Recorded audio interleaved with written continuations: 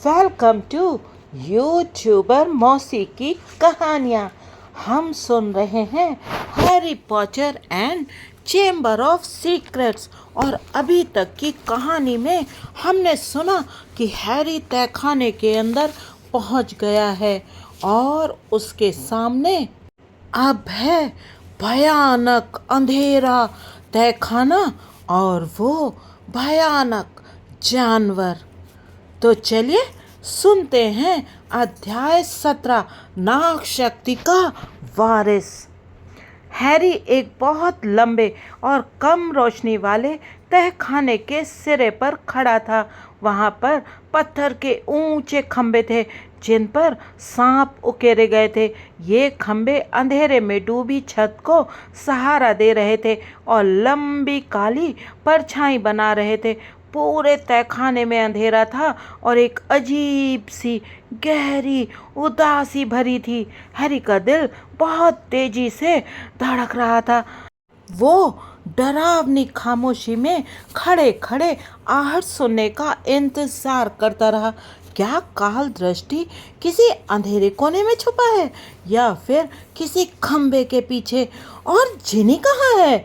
फिर उसने अपनी छड़ी बाहर निकाली और सांपों वाले खंभों के बीच से होते हुए आगे बढ़ा। सावधानी से बढ़ाए जा रहे उसके हर कदम की आवाज़ अंधेरी दीवारों से टकराकर तेजी से गूंज रही थी। उसने अपनी आंखें सिकोड़ लीं और जरा सी भी गतिविधि दिखने पर वो उन्हें बंद करने के लिए तैयार था। पत्थर के सांपों की आंखों के खोखले कटोरे जैसे उसे ही देख रहे थे। उसका दिल कई बार धक रह गया क्योंकि उसे ऐसा लगा जैसे पत्थर के सांप हिल रहे हों। फिर जब वो आखिरी दो खंभों के बीच में आया तो उसे तहखाने जितनी ही एक ऊंची मूर्ति दिखी जो पीछे की दीवार से टिकी थी। दैत्याकार चेहरे को देखने के लिए हैरी को अपनी गर्दन ऊपर उठाना पड़ी। ये एक प्राचीन और बंदर जैसा चेहरा था। उस जादूगर की लंबी पतली दाढ़ी उसके नीचे तक लहराते पथरीले दुशाले के निचले सिरे को छू रही थी, जहां दो विशाल भूरे पैर तहखाने के चिकने फर्श पर खड़े थे और उन विशाल पैरों के बीच में मुंह के बल काले कपड़ों में एक छोटी आकृति लेटी थी जिसके बाल लाल थे। जिनी! हैरी बुदबुदाया और उसकी तरफ भागा और घुटनों के बल बैठ गया। जिनी, काश तुम जिंदा हो, काश तुम जिंदा हो। उसने अपनी छड़ी एक तरफ रख दी, जिनी के कंधे पकड़े और उसे पलटकर सीधा कर दिया। जिनी का चेहरा संगमरमर की तरह सफ़ेद था और उतना ही ठंडा। उसकी आंखें बंद थी, इसलिए ये तो तय था कि उसे बेजान नहीं किया गया था, परंतु तब तो वो शायद मर। जिनी, उठो, जाग जाओ! हैरी हताशा से उसे हिलाते हुए बुदबुदाया। जिनी का सिर एक तरफ से दूसरी तरफ लटकता ही रहा। वो नहीं जागेगी, एक धीमी आवाज़ आई। हैरी उछल पड़ा और घुटनों पर बैठे बैठे ही घूम गया। काले बालों वाला एक लंबा लड़का सबसे पास वाले खंबे से टिककर उसे देख रहा था। वो कोनों से धुंधला दिख रहा था, मानो हैरी उसे धुंध भरी खिड़की से देख रहा हो, परंतु उसे पहचानने में कोई गलती नहीं हो सकती थी। टॉम! Tom riddle! रिडल ने सिर हिलाया, परंतु उसने हैरी के चेहरे से अपनी नजरें नहीं हटाई। वो नहीं जागेगी से तुम्हारा क्या मतलब है? हैरी ने हताशा से कहा। कहीं वो मर तो नहीं गई? वो अब भी जिंदा है, रिडल ने कहा, परंतु बस जरा सी। हैरी ने उसकी तरफ घूरा। टॉम रिडल हॉगवर्ट्स में 50 साल पहले पढ़ता था, परंतु धुंध भरी चमकती रोशनी के बीच खड़ा हुआ वो 16 साल से एक दिन भी ज़्यादा बड़ा नहीं दिख रहा था। क्या तुम भूत हो? हैरी ने अनिश्चितता से पूछा। एक याद, रिडल ने शांति से जवाब दिया, एक याद जो डायरी में 50 साल से सुरक्षित है। उसने मूर्ति के विशाल अंगूठों के पास के फर्श की तरफ इशारा किया। वहाँ पर वो छोटी काली डायरी खुली थी जो हैरी को मायूस मीना के बाथरूम में मिली थी। एक पल के लिए तो हैरी ने सोचा कि डायरी यहाँ कैसे आ गई, परंतु उसे इससे भी ज़्यादा जरूरी मामले निपटाने थे। तुम्हें मेरी मदद करनी होगी टॉम, हैरी ने जिनी का सिर दोबारा उठाते हुए कहा। हमें इसे यहाँ से बाहर ले जाना होगा। यहाँ काल दृष्टि नाम का भयानक सांप है। मैं नहीं जानता कि वो कहाँ है, परंतु वो किसी भी समय आ सकता है। मेहरबानी करके मेरी मदद करो। रिडल अपनी जगह से नहीं हिला। हैरी पसीना पसीना होकर जिनी को फर्श से आधा उठाने में कामयाब हो गया और अपनी छड़ी दोबारा उठाने के लिए झुका, परंतु उसकी छड़ी जा चुकी थी। क्या तुमने मेरी छड़ी? उसने ऊपर की तरफ देखा। रिडल अब भी उसे देख रहा था और हैरी की छड़ी को अपनी लंबी उंगलियों में घुमा रहा था। धन्यवाद, हैरी ने कहा और छड़ी लेने के लिए अपना हाथ बढ़ाया। रिडल के मुंह के कोनों पर तिरछी मुस्कान उभरी। वो हैरी की तरफ घूरता रहा और अलसाए अंदाज में छड़ी घुमाता रहा। सुनो, हैरी ने बेचैन होकर कहा, क्योंकि उसके घुटने जिनी के बोझ से झुके जा रहे थे। हमें यहाँ से निकलना होगा। अगर काल दृष्टि आ गया तो वो तब तक नहीं आएगा जब तक कि उसे बुलाया न जाए, रिडल ने शांत स्वर में कहा। हैरी ने जिनी को दोबारा फर्श पर लिटा दिया, क्योंकि अब वो उसका वजन नहीं उठा पा रहा था। तुम्हारा क्या मतलब है? उसने कहा। देखो, मुझे मेरी छड़ी दे दो, मुझे उसकी ज़रूरत पड़ सकती है। रिडल की मुस्कुराहट और चौड़ी हो गई। वो बोला, तुम्हें इसकी ज़रूरत नहीं पड़ेगी। हैरी ने उसे घूरा। तुम्हारा क्या मतलब है, ज़रूरत नहीं पड़ेगी? रिडल बोला। हैरी पॉटर, मैं काफ़ी समय से इस पल का इंतज़ार कर रहा था, तुम्हें देखने के अवसर का, तुमसे बातें करने के अवसर का। देखो, हैरी ने अपना धैर्य खोते हुए कहा, मुझे नहीं लगता कि तुम इस स्थिति की गंभीरता को समझ रहे हो। हम रहस्यमय तहखाने में हैं। ये बातें हम बाद में भी कर सकते हैं। ये बातें हम अभी करेंगे, रिडल बोला। उसके चेहरे पर अब भी एक चौड़ी मुस्कान थी और उसने हैरी की छड़ी अपनी जेब में रख ली। हैरी ने उसकी तरफ घूरा। यहाँ कोई बहुत अजीब चीज़ हो रही थी। फिर उसने धीमे से पूछा, जिनी का ये हाल कैसे हुआ? आहा, ये एक रोचक सवाल है, रिडल ने खुश होते हुए जवाब दिया, और एक बहुत लंबी कहानी है। मैं समझता हूँ कि जिनी वीजली का ये हाल दरअसल इस वजह से हुआ कि उसने एक अदृश्य अजनबी के सामने अपना दिल खोलकर रख दिया और उसे अपने सारे रहस्य बता दिए। हैरी ने पूछा, ये तुम क्या कह रहे हो? डायरी, रिडल बोला। मेरी डायरी। जिनी कई महीनों से मेरी डायरी में लिख रही थी, मुझे अपनी छोटी छोटी चिंताएं और दुखड़े बता रही थी। किस तरह उसके भाई उसे चिढ़ाते हैं, किस तरह वो सेकंड हैंड दुशालों और किताबों के साथ स्कूल आई, किस तरह रिडल की आंखों में चमक आ गई, किस तरह उसे लगता है कि मशहूर, अच्छा, महान हैरी पॉटर उसे कभी पसंद नहीं करेगा। जितने समय भी रिडल बोला, उसकी आंखें हैरी के चेहरे से एक पल के लिए भी नहीं हटी। उनमें एक भूखा भाव था। वो आगे बोला, एक 11 साल की लड़की की मूर्खतापूर्ण बचकानी समस्याओं को सुनना बड़ा बोरियत का काम था, परंतु मैंने धैर्य रखा, मैंने जवाब दिया, मैंने सहानुभूति जताई, मैंने दया ममता दिखाई।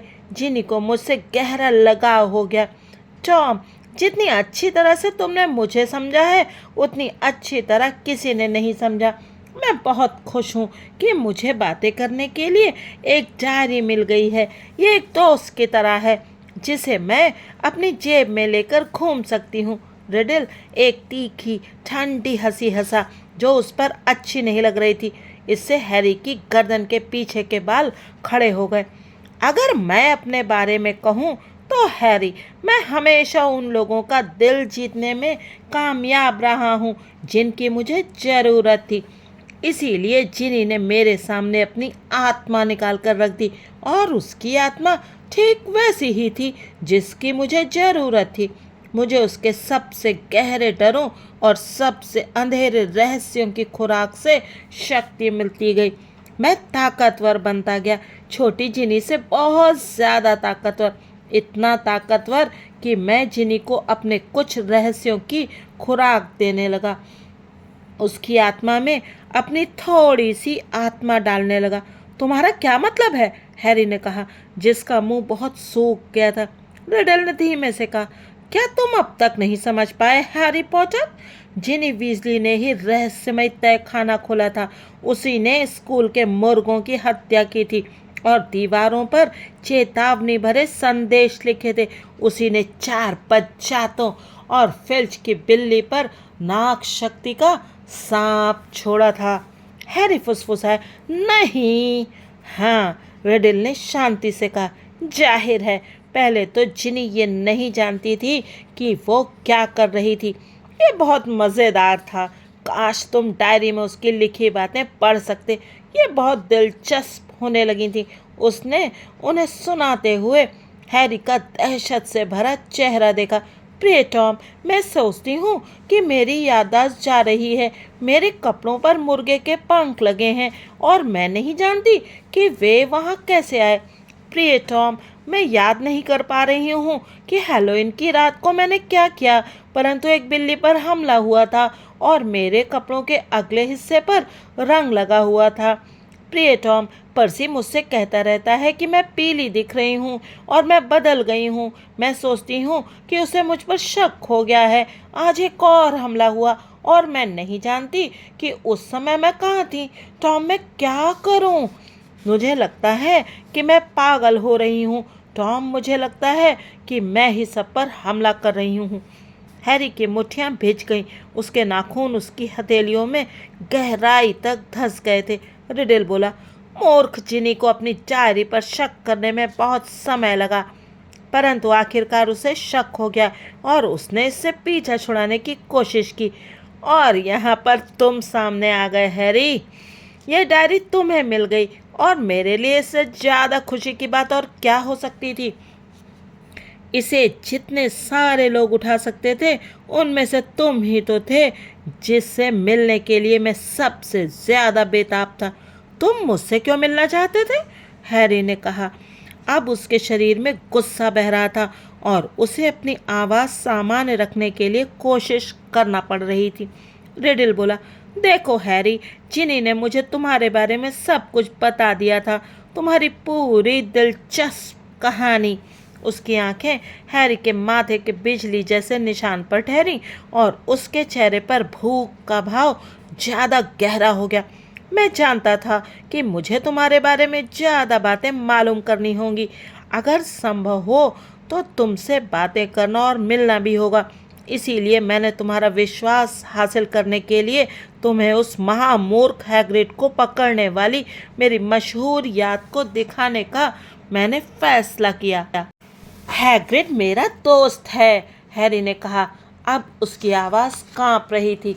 और तुमने उसे फंसाया, है ना? मुझे लगा था कि तुमसे गलती हुई थी, परंतु रिडल एक बार फिर जोर से हंसा। हैरी, एक तरफ मेरी बात का वजन था और दूसरी तरफ हैग्रिड की बात का। क्या तुम इस बात की कल्पना कर सकते हो कि ये पूरा मामला बूढ़े अरमांडो डिपेट को कैसा दिखा होगा? एक तरफ तो था टॉम रिडल, गरीब परंतु प्रतिभाशाली, अनाथ परंतु बहुत बहादुर स्कूल का प्रीफेक्ट, आदर्श विद्यार्थी। दूसरी तरफ था भीमकाय, हमेशा गलतियां करने वाला हैग्रिड, जो हर दूसरे सप्ताह संकट में फंस जाता था। अपने पलंग के नीचे आदम भेड़ियों के बच्चे पालने की कोशिश करता था। दैत्यों के साथ कुश्ती करने के लिए चुपके से अंधेरे जंगल में जाता था।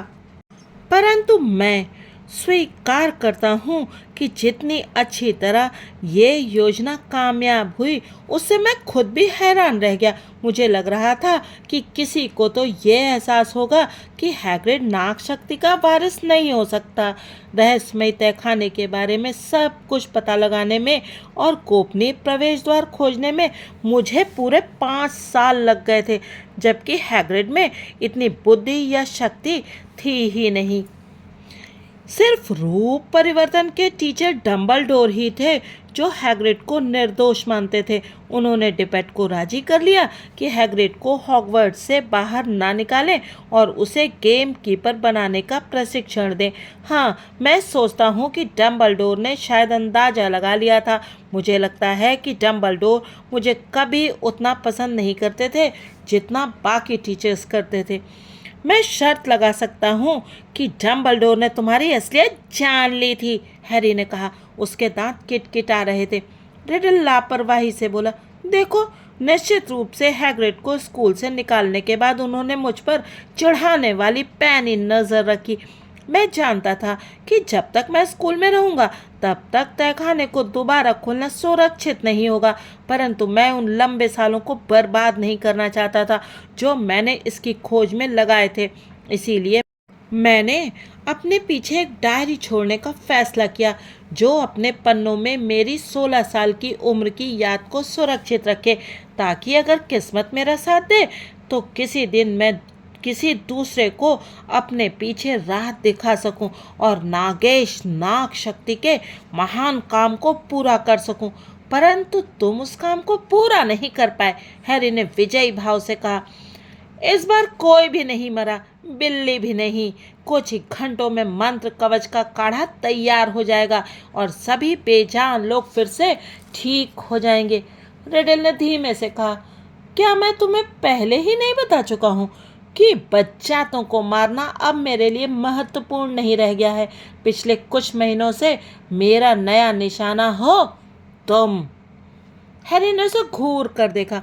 कल्पना करो कि मुझे तब कितना गुस्सा आया होगा जब अगली बार मेरी डायरी खुली और उसमें तुम नहीं बल्कि जिनी लिख रही थी। उसने तुम्हारे पास डायरी देखी और वो दहशत में आ गई। उसने सोचा कि अगर तुम्हें ये पता चल गया कि डायरी कैसे काम करती है और अगर मैंने उसके सारे रहस्य तुम्हें बता दिए तो क्या होगा। इससे भी बुरी बात यह है कि अगर मैंने तुम्हें ये बता दिया कि मुर्गों की हत्या कौन कर रहा है तो क्या होगा। इसीलिए उस मूर्ख लड़की ने तुम्हारे कमरे के खाली होने का इंतज़ार किया और डायरी चुरा ली। परंतु मैं जानता था कि अब मुझे क्या करना चाहिए। मैं अच्छी तरह समझ गया कि तुम नाग शक्ति के वारिस को पकड़ने की कोशिश कर रहे हो। जिनी ने मुझे तुम्हारे बारे में जो बताया था उससे मैं जानता था कि तुम इस रहस्य को सुलझाने के लिए किसी भी हद तक चले जाओगे, खासकर तब जब तुम्हारे किसी अच्छे दोस्त पर हमला किया जाए। और जिनी ने मुझे यह भी बता दिया था कि पूरे स्कूल में तहलका मचा हुआ था क्योंकि तुम सर्प भाषा बोल सकते हो। इसीलिए मैंने जिनी से दीवार पर उसका खुद का विदाई संदेश लिखवाया और उसे यहाँ नीचे आकर इंतज़ार करने के लिए मजबूर किया। उसने संघर्ष किया, वो रोई और बहुत बोर करने लगी, परंतु उसमें अब ज़्यादा जान नहीं बची है। उसने डायरी में यानी मुझ में बहुत ज़्यादा जान डाल दी है, इतनी ज़्यादा कि अब मैं आखिरकार इसके पन्नों से बाहर निकल आया हूँ। जब से वो यहाँ आई है तब से मैं तुम्हारे आने का इंतज़ार कर रहा हूँ। मैं जानता था कि तुम आओगे। हैरी पॉटर, मुझे तुमसे कुछ सवाल पूछने हैं। किस तरह के सवाल? हैरी ने थूक उड़ाते हुए कहा। उसकी मुट्ठियाँ अब भी भींची हुई थी। देखो, रिडल ने खुश होकर मुस्कुराते हुए कहा, यह कैसे संभव हुआ कि एक बच्चे ने किसी असाधारण जादुई प्रतिभा के बिना दुनिया के सबसे महान जादूगर को हरा दिया?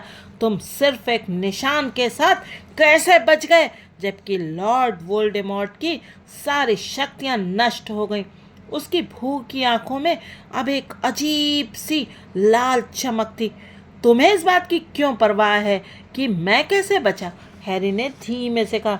वोल्डेमॉर्ट तो तुम्हारे समय के बाद आया है, रिडल धीरे से बोला।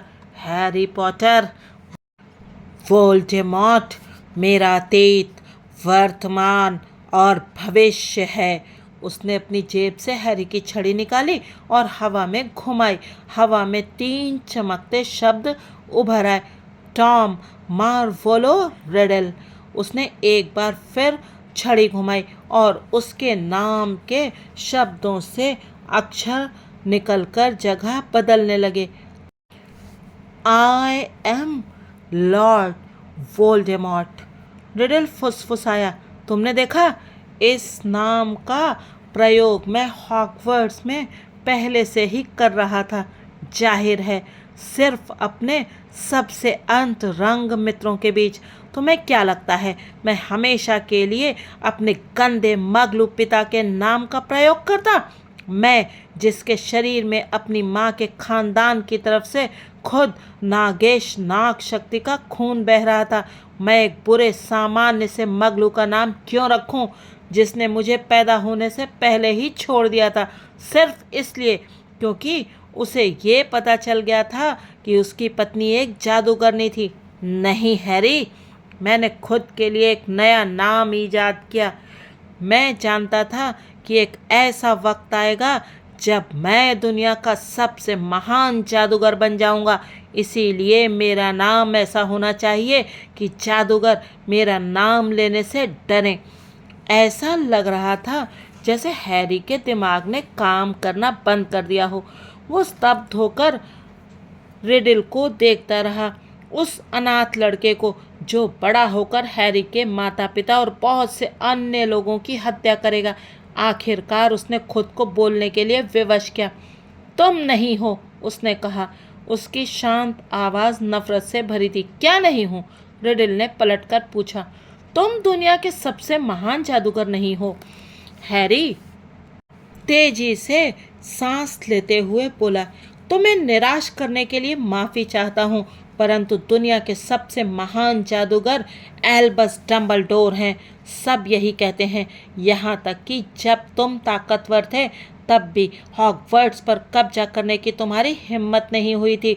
जब तुम स्कूल में थे तभी डम्बलडोर ने तुम्हारी असलियत भांप ली थी और तुम्हें उनसे अब भी डर लगता है, चाहे तुम आजकल जहाँ भी छुपे हुए हो।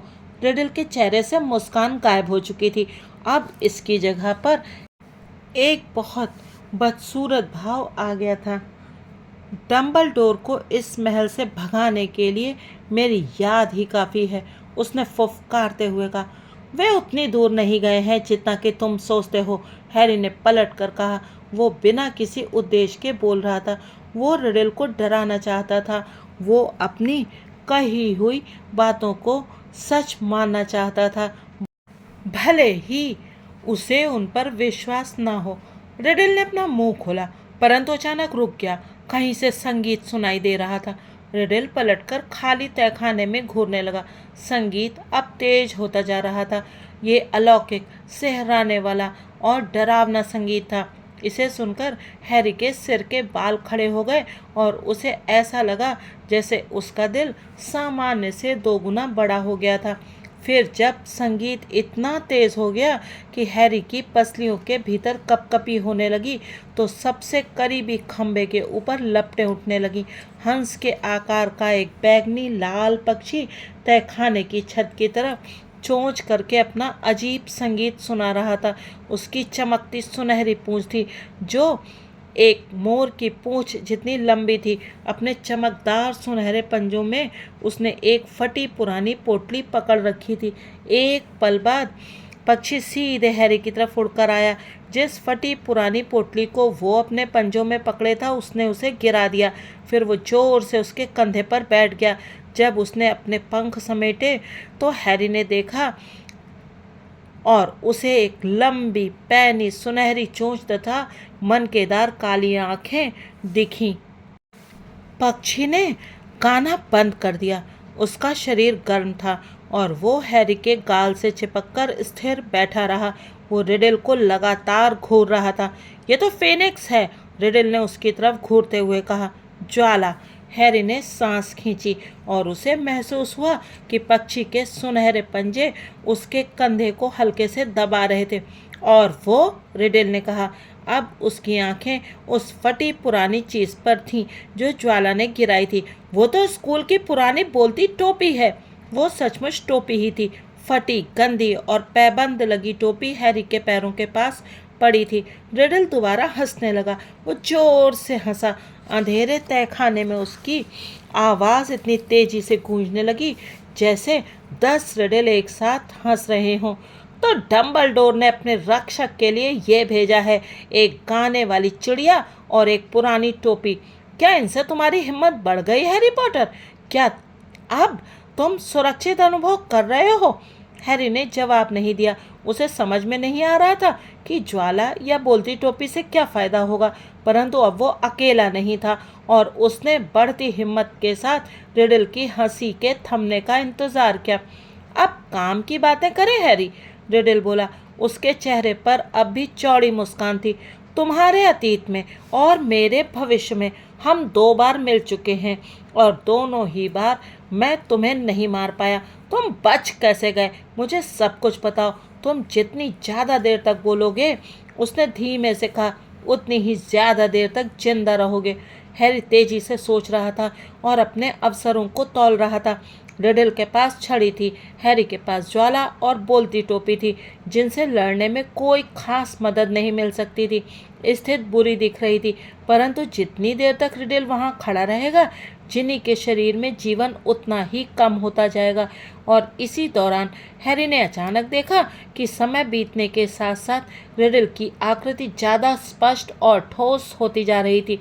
अगर उसके और रिडल के बीच लड़ाई होनी है तो ये जितनी जल्दी शुरू हो जाए उतना ही बेहतर है। कोई नहीं जानता कि जब तुमने मुझ पर हमला किया तो तुम्हारी शक्तियाँ क्यों चली गईं? हैरी ने तत्परता से कहा। मैं खुद ये नहीं जानता, परंतु मैं ये जरूर जानता हूँ कि तुम मुझे क्यों नहीं मार पाए, क्योंकि मेरी माँ ने मुझे बचाने के लिए अपनी जान दी थी। मेरी सामान्य मगलू माँ, उसने दबे हुए गुस्से से कांपते हुए कहा। उसकी वजह से तुम मुझे नहीं मार पाए।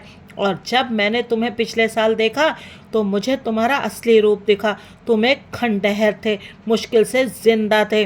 तुम्हारी सारी शक्तियों के बावजूद तुम इस हाल में पहुंच गए हो। तुम छुपे हुए हो, बदसूरत हो, बुरे हो। रिडल का चेहरा ऐंठने लगा, परंतु वो मजबूरी में अपने चेहरे पर एक भयानक मुस्कान लाया। तो तुम्हारी माँ ने तुम्हें बचाने के लिए अपनी जान दी। हाँ, ये एक सशक्त मंत्र विरोधी उपाय है। मैं अब समझ सकता हूँ, आखिरकार तुम में कोई खास बात नहीं है। देखो, मैं हैरान हो रहा था क्योंकि हम दोनों में अजीब सी समानताएं हैं हैरी पॉटर। इसे शायद तुमने भी महसूस किया होगा। हम दोनों आधे जादूगर खून के हैं। हम दोनों अनाथ हैं जिन्हें मगलुओं ने पाला, और शायद महान नाग शक्ति के बाद हॉगवर्ट्स में आने वाले इकलौते सर्पभाषी भी। हम दोनों कुछ हद तक एक जैसे दिखते भी हैं, परंतु जो भी हो, ये सिर्फ एक संयोग ही था जिसने तुम्हें मेरे हाथ से बचा लिया। मैं यही जानना चाहता था। हैरी तनाव में खड़ा रहा और रिडल के छड़ी उठाने का इंतजार करता रहा, परंतु रिडल की विकृत मुस्कान अब दोबारा चौड़ी होती जा रही थी। हैरी, अब मैं तुम्हें एक छोटा सा सबक सिखाने वाला हूँ। हम नागेश नाग शक्ति के वारिस लॉर्ड वोल्डेमॉर्ट की शक्तियों का मुकाबला मशहूर हैरी पॉटर से करवाते हैं, जिसके पास वे सर्वश्रेष्ठ हथियार हैं जो डम्बलडोर उसे दे सकते हैं। उसने ज्वाला और बोलती टोपी को दिलचस्पी से देखा और फिर दूर चला गया। हैरी के पैर डर के मारे सुन्न हो गए। उसने देखा कि रिडल ऊंचे खंभों के बीच में जाकर रुक गया और नागेश नाग शक्ति के पत्थर के चेहरे की तरफ देखने लगा, जो उसके ऊपर आधे अंधेरे में था। रिडल ने अपना मुंह खोला और फुफकारा, परंतु हैरी समझ गया कि वो क्या कह रहा था। मुझसे बात करो नाग शक्ति, हॉगवर्ट्स के चारों संस्थापकों में सबसे महान। हैरी मूर्ति की तरफ देखने के लिए घूमा। ज्वाला उसके कंधे पर हिल रहा था। नाग शक्ति का पत्थर का दैत्याकार चेहरा हिल रहा था। दहशत से हैरी ने उसका मुंह खुलते देखा। वो चौड़ा होता चला गया, जिसमें एक बड़ा काला छेद बन गया और मूर्ति के मुंह के भीतर कोई चीज़ हिल रही थी। कोई चीज़ उसकी गहराइयों से फिसलती हुई बाहर जा रही थी। हैरी पीछे हटता चला गया जब तक कि वो अंधेरे तहखाने की दीवार से नहीं टकरा गया। जब उसने अपनी आंखें कसकर बंद कर ली तो उसने ज्वाला के उड़ते समय अपने गाल पर उसके पंख टकराते हुए महसूस किए। हैरी चिल्लाना चाहता था, मुझे छोड़कर मत जाओ, परंतु सर्पों के सम्राट काल दृष्टि के सामने एक फीनिक्स कर भी क्या सकता था। तहखाने के पथरीले फर्श पर कोई बड़ी चीज़ टकराई। हैरी ने महसूस किया कि फर्श कांप गया। वो जानता था कि क्या हो रहा था, वो इसे महसूस कर सकता था। एक तरह से अपने मन में वो नाग शक्ति के मुंह से निकलने वाले विशाल सर्प को कुंडली खोलते हुए देख सकता था। फिर उसने रिडल के फुफकारने की आवाज़ सुनी, उसे मार डालो। काल दृष्टि हैरी की तरफ बढ़ने लगा। हैरी को काल दृष्टि के भारी शरीर के फर्श पर लहरा कर फिसलने की आवाज़ सुनाई दे रही थी। हैरी ने अब भी आंखें कसकर बंद कर रखी थी। इसके बावजूद वो अंधों की तरह इधर उधर भागने लगा। उसके हाथ फैले हुए थे और वो रास्ते को टटोल रहा था। रिडल हंस रहा था। हैरी गिर गया। वो पत्थर से जोर से टकराया और उसे अपने ही खून का स्वाद आया। सांप उससे कुछ फुट दूर था। हैरी को उसके करीब आने की आवाज़ सुनाई दे रही थी। तभी उसे अपने ठीक ऊपर तेज विस्फोटक चिंगारियां निकलने की आवाज़ सुनाई दी। किसी भारी चीज़ ने हैरी को इतनी कस कर मारा कि वो दीवार से टकरा गया। अपने शरीर में दांत घुसने का इंतजार करते हुए उसने बेतहाशा फुफकार सुनी। कोई चीज़ खंभों पर लगातार टकरा रही थी। अब उसे सब्र नहीं हुआ। उसने अपनी आंखें इतनी खोल ली ताकि ये देख सके कि क्या हो रहा था। चमकीला जहरीला हरा बलूत के तने की तरह मोटा विशाल सांप अब भी हवा में फन फैलाए खड़ा था और उसका बड़ा तथा भोतरा सिर खम्भों के बीच में शराबियों की तरह लहरा रहा था। हैरी कांप गया। अगर सांप अचानक मुड़ जाए तो वो अपनी आंखें बंद करने के लिए तैयार था। तभी उसने देखा कि सांप का ध्यान किस चीज़ ने भटकाया था। ज्वाला काल दृष्टि के सिर के ऊपर उड़ रहा था और काल दृष्टि अपने तलवार जैसे लंबे और नुकीले दांतों से उस पर गुस्से से प्रहार करने की कोशिश कर रहा था। ज्वाला ने गोता लगाया। उसकी लंबी सुनहरी चोंच नजरों से ओझल हो गई और अचानक फर्श काले खून में नहा गया। सांप ने अपनी पूंछ जमीन पर जोर से पटकी। हैरी बाल बाल बचा और इससे पहले कि हैरी अपनी आंखें बंद कर पाए सांप पलट गया। हैरी की निगाह सीधे इसके चेहरे पर गई। उसने देखा कि ज्वाला ने सांप की दोनों बड़ी गोल पीली आंखें फोड़ डाली थीं। फर्श पर खून की धाराएं बह रही थीं और सांप दर्द से कराह रहा था। नहीं! हैरी ने रिडल के चीखने की आवाज़ सुनी। पक्षी को छोड़ दो, पक्षी को छोड़ दो, लड़का तुम्हारे पीछे है, तुम अब भी उसे सूंघ सकते हो, उसे मार डालो। अंधा सांप लहराया। वो दुविधा में था, परंतु वो अब भी घातक था। ज्वाला उसके सिर के ऊपर चक्कर लगा रहा था और अपना अलौकिक गीत गा रहा था। काल दृष्टि की फूटी आंखों से लगातार खून बह रहा था और उसकी पपड़ीदार नाक पर ज्वाला यहाँ वहाँ चोंच मार रहा था। मेरी मदद करो, मेरी मदद करो! हैरी हताशा में बुदबुदाया। कोई तो करो, कोई भी! सांप ने एक बार फिर फर्श पर अपनी पूंछ पटकी। हैरी झुक गया। कोई नर्म चीज़ उसके चेहरे से टकराई। काल दृष्टि ने बोलती टोपी को उछालकर हैरी के हाथ में पहुंचा दिया था। हैरी ने उसे पकड़ लिया। उसके पास अब बस यही थी, उसका इकलौता अवसर। उसने टोपी अपने सिर पर लगाई और अब काल दृष्टि की पूंछ उसके ऊपर दोबारा घूमी तो उसने खुद को फर्श पर सीधा फेंक दिया। मेरी मदद करो, मेरी मदद करो! हैरी ने सोचा। उसकी आंखें टोपी के नीचे कसकर बंद थीं। मेहरबानी करके मेरी मदद करो! जवाब में कोई आवाज़ सुनाई नहीं दी। इसके बजाय टोपी सिकुड़ गई, जैसे कोई अदृश्य हाथ इसे कसकर दबा रहा हो। कोई बहुत सख्त और भारी चीज़ हैरी के सिर पर गिरी, जिससे वो लगभग बेहोश हो गया। उसकी आंखों के सामने सितारे नाचने लगे। जब उसने टोपी उतारने के लिए इसके ऊपरी सिरे को पकड़ा तो उसने महसूस किया कि इसके नीचे कोई लंबी और सख्त चीज़ थी। टोपी के अंदर से चांदी की एक चमकती तलवार प्रकट हुई। इसकी मूठ पर अंडे जितने बड़े माणिक रत्न चमक रहे थे। लड़के को मार डालो, पक्षी को छोड़ दो, लड़का तुम्हारे पीछे है, अपनी नाक का इस्तेमाल करो, उसे सूंघो। हैरी अब अपने पैरों पर तैयार खड़ा था। जब काल दृष्टि उसका सामना करने के लिए मुड़ने लगा तो उसका सिर नीचे आ रहा था, शरीर कुंडलियां बना रहा था और खंभों पर प्रहार कर रहा था। हैरी उसकी खूनी आंखों के बड़े कटोरों को देख सकता था, उसके मुंह को चौड़ा खुलते देख सकता था, जो इतना चौड़ा था कि वो उसे साबुत निगल सकता था। उसके दांत उतने ही लंबे थे जितनी कि उसकी तलवार नुकीले चमकते जहरीले दांत।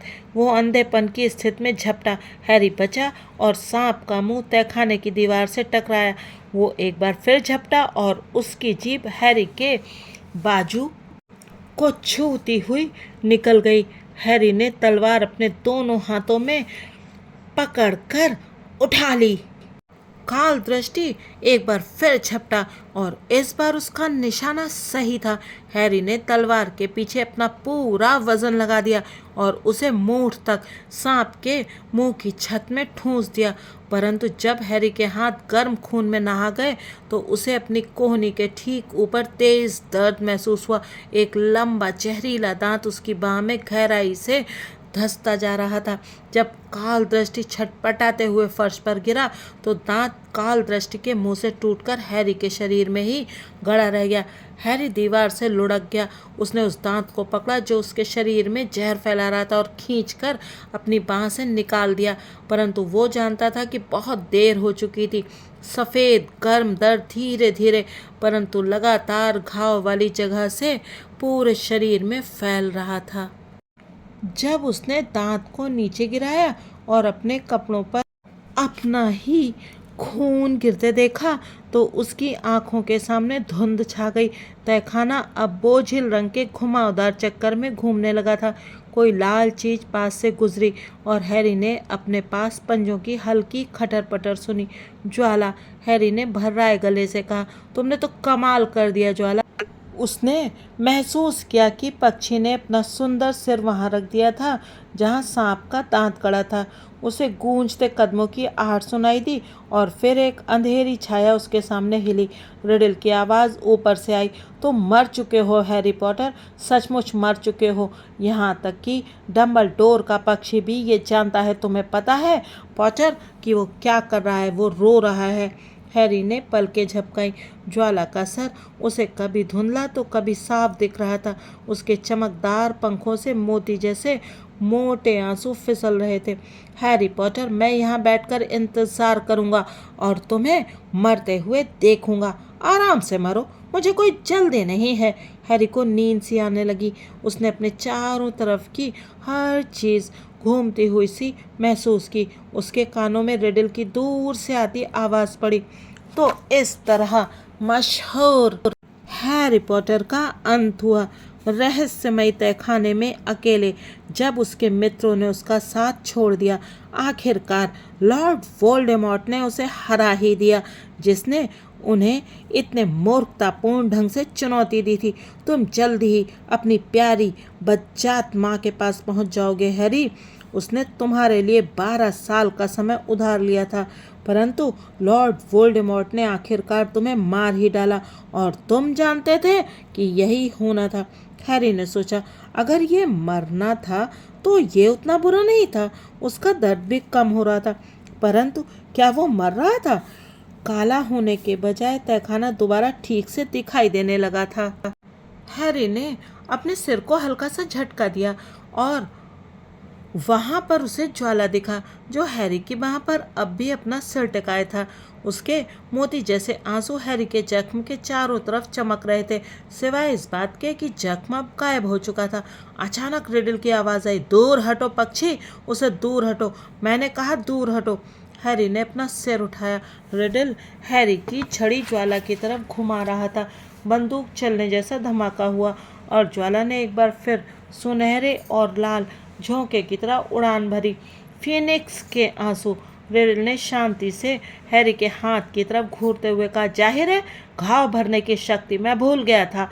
उसने हैरी की आंखों में आंखें डालकर देखा परंतु इससे कोई फर्क नहीं पड़ता। दरअसल मुझे यही तरीका ज़्यादा पसंद है। सिर्फ तुम और मैं हैरी पॉटर, तुम और मैं। उसने अपनी छड़ी उठाई। तभी पंखों की तेज खड़खड़ाहट के साथ ज्वाला उसके सिर के ऊपर वापस आया और उसने हैरी की गोद में एक चीज़ गिरा दी, डायरी। एक पल के लिए तो हैरी उसे घूरता रहा, रिडल भी जिसने छड़ी उठा रखी थी। फिर बिना सोचे बिना विचारे जैसे वो शुरू से ही ये काम करना चाहता था। हैरी ने अपने पास फर्श पर पड़े काल दृष्टि के दांत को उठाया और उसे सीधे डायरी के बीच में गड़ा दिया। एक लंबी भयानक दर्द भरी चीख निकली। डायरी से स्याही बाढ़ की धाराओं की तरह निकल पड़ी। स्याही में हैरी के हाथ नहा गए और फर्श पर बाढ़ सी आ गई। रिडल दर्द से छटपटा रहा था, अकड़ रहा था, चीख रहा था और तड़प रहा था, और फिर वो गायब हो गया। हैरी की छड़ी खट की आवाज़ के साथ फर्श पर गिर पड़ी और तहखाने में खामोशी छा गई। सिर्फ स्याही की टप टप की आवाज़ आ रही थी जो अब भी डायरी से निकल रही थी। काल दृष्टि के दांत का जहर डायरी के बीच के छेद को अब भी जला रहा था। बुरी तरह कांपते हुए हैरी जैसे तैसे खड़ा हुआ। उसका सिर इस तरह घूम रहा था जैसे वो छू पाउडर से मीलों का लंबा सफ़र करके आ रहा हो।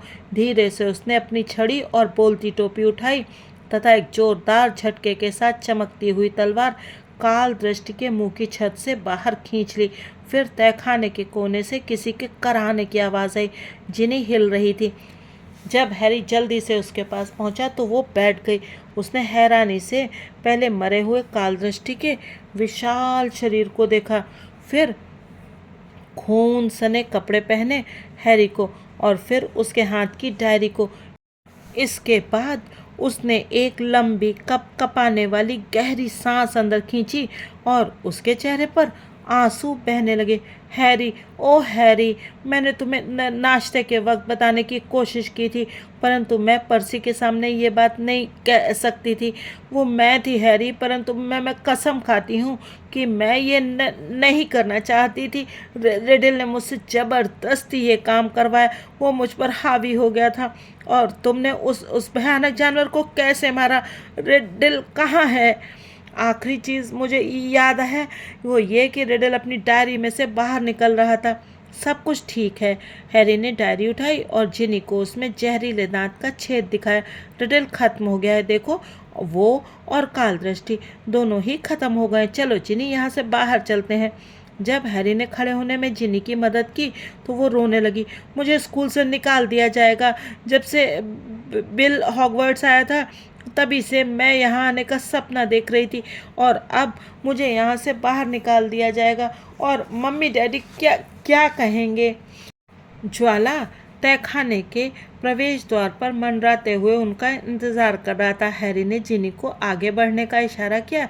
वे मरे हुए कालदृष्टि की बेजान कुंडलियों को लांघते हुए आगे बढ़े। गूंजती हुई उदासी के बीच चलते हुए वे एक बार फिर सुरंग में पहुंच गए। हैरी ने सुना कि उनके निकलने के बाद पत्थर का दरवाज़ा हल्की फुफकार के साथ बंद हो गया। कुछ मिनट तक अंधेरी सुरंग में चलने के बाद हैरी को दूर से चट्टान खिसकने की धीमी धीमी आवाज़ें सुनाई दी। रॉन! हैरी तेजी से चलते हुए चीखा। जिनी ठीक है, मैं उसे ले आया हूँ।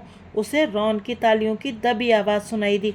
जब वे अगला मोड़ मुड़े तो रॉन का उत्सुक चेहरा एक बड़े छेद में से झांकता दिख रहा था। रॉन गिरी हुई चट्टान में पर्याप्त बड़ा छेद बनाने में सफल हो गया था। जिनी, रॉन ने चट्टान में बने छेद से अपना हाथ बढ़ाया ताकि उसे पहले अंदर खींच ले। तुम जिंदा हो? मुझे यकीन नहीं होता। क्या हुआ था? उसने जिनी को गले लगाने की कोशिश की, परंतु जिनी उससे दूर ही रही और सुबकती रही। अब तुम ठीक हो जिनी? रॉन मुस्कुराते हुए बोला। अब सब खत्म हो चुका है। ये पक्षी कहाँ से आया? जिनी के पीछे पीछे ज्वाला भी छेद में से अंदर उड़कर आ गया। ये डंबलडोर का है, हैरी ने अंदर घुसते हुए कहा। रॉन ने हैरी के हाथ में चमकती तलवार को देखकर आश्चर्य से कहा, और तुम्हारे हाथ में तलवार कहाँ से आ गई? हैरी कनखियों से जिनी की तरफ देखते हुए बोला, यहाँ से बाहर निकलने के बाद मैं तुम्हें सब कुछ बता दूंगा। परंतु बाद में? हैरी ने जल्दी से कहा। उसे लगा कि रॉन को ये बताना अच्छा नहीं रहेगा कि तहखाना कौन खोल रहा था। कम से कम जिनी के सामने तो बिल्कुल भी नहीं। लॉकहार्ट कहाँ है? पीछे वहाँ पर, रॉन ने मुस्कुराते हुए कहा और अपने सिर को पीछे झटका दिया। वो पाइप और सुरंग के ऊपर वाले हिस्से की तरफ इशारा कर रहा था। उसकी हालत खराब है। आओ और खुद देख लो। ज्वाला के पीछे पीछे, जिसके चौड़े लाल पंखों से अंधेरे में भी हल्की सुनहरी चमक निकल रही थी, वे सब पाइप के मुंह की तरफ वापस चल दिए। गिल्डरॉय लॉकहार्ट वहाँ बैठा था और आराम से गुनगुना रहा था। उसकी याददाश्त चली गई है।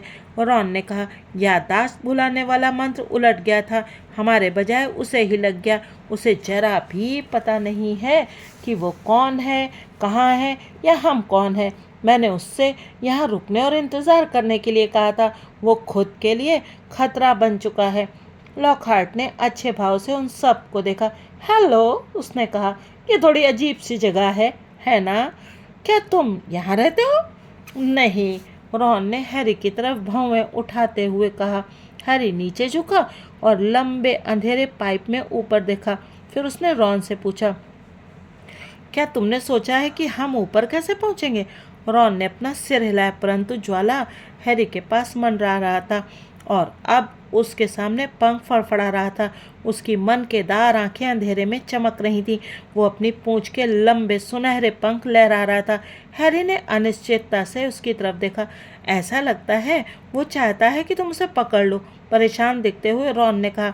परंतु तुम तो इतने भारी हो, एक पक्षी तुम्हें ऊपर कैसे ले जा सकता है? हैरी बोला, ज्वाला कोई साधारण पक्षी नहीं है। वो तेजी से दूसरों की तरफ मुड़ा। हमें एक दूसरे को पकड़ना होगा। जिनी, रॉन का हाथ पकड़ लो। प्रोफेसर लॉकहार्ट, वो तुमसे कुछ कह रहा है, रॉन ने तेजी से लॉकहार्ट से कहा। तुम जिनी का दूसरा हाथ पकड़ लो। हैरी ने तलवार और फूलती टोपी अपनी बेल्ट में खोसी।